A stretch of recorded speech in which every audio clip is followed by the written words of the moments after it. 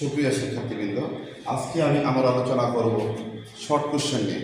কীভাবে short question answer করতে হয়। প্রথমত প্রদত্ত একটা পেসেজ দেওয়া থাকবে, এই পেসেজটা আমরা ভালোভাবে পড়ে এর অর্থ বুঝে নেব। তারপরে আমরা শুধুমাত্র কীভাবে দ্বারা কোশ্চেন করলে আমাদেরকে আনসারটা করা যায়। তো এক্ষেত্রে আমাকে খেয়াল রাখতে হবে, যদি শুরুতে হোয়াট থাকে, যদি শুরুতে হোয়াট প্লাস ভার্ব থাকে, সেক্ষেত্রে আমাদেরকে বস্তু বা বিষয় বের করতে হবে। তো সেক্ষেত্রে আমাদের একটা সহজ একটা স্ট্রাকচার আছে, যে স্ট্রাকচারটাতে আমরা সহজে আনসারটা করতে পারবো। সেই স্ট্রাকচারটা হলো বস্তু বা বিষয়। আমরা কি লিখবো? বস্তু বা বিষয় প্লাস ভার্ব প্লাস এক্সটেনশন।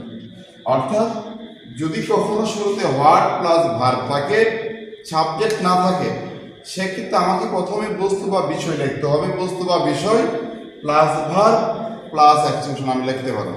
এখানে একটা এডুকেশন দেওয়া আছে, হোয়াট এডুকেশন গিভ আস, শিক্ষা কি আমাদেরকে জ্ঞান দেয়। হোয়াট গিভস আস নলেজ, কি আমাদেরকে জ্ঞান দেয়। তো সেক্ষেত্রে আমরা দেখতে পাচ্ছি হোয়াটের পর ভার্ব আছে, এখানে কোনো সাবজেক্ট নেই। সেক্ষেত্রে আমরা বস্তু বা বিষয় বের করতে পারবো। বস্তু বা বিষয় বের করার জন্য আমাদের যে প্রদত্ত পেসেজ থাকবে, এই পেসেজটা পড়ে আমাদের বস্তু বা বিষয়টা বুঝে নিতে হবে। তো আমরা চলে যাই আনসারে। তাহলে আমি লিখেছি বস্তু বা বিষয় plus verb plus extension.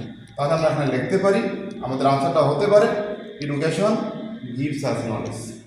Education gives us knowledge. তো হোয়াট দ্বারা অন্যভাবে একটা কোশ্চেন করতে পারি। যদি শুরুতে হোয়াট প্লাস সাহায্যকারী ভার্ব প্লাস সাবজেক্ট থাকে, সেক্ষেত্রে অবজেক্ট বস্তু বা বিষয় বের করতে হবে। প্রশ্নটা সামান্য একটু ভিন্ন ধরনের। যদি শুরুতে what plus auxiliary verb plus subject থাকে, সেক্ষেত্রে অবজেক্ট বস্তু বা বিষয় বের করতে হবে। প্রথমত আমরা সাবজেক্ট বস্তু বা বিষয় বের করেছি, এক্ষেত্রে আমরা অবজেক্ট বস্তু বা বিষয় বের করব। এখানে গঠন হলো subject plus verb plus object plus বস্তু বা বিষয় প্লাস এক্সটেনশন। এখানে একটা এক্সাম্পল দেওয়া আছে, what does education give us, শিক্ষা আমাদের কি দেয়।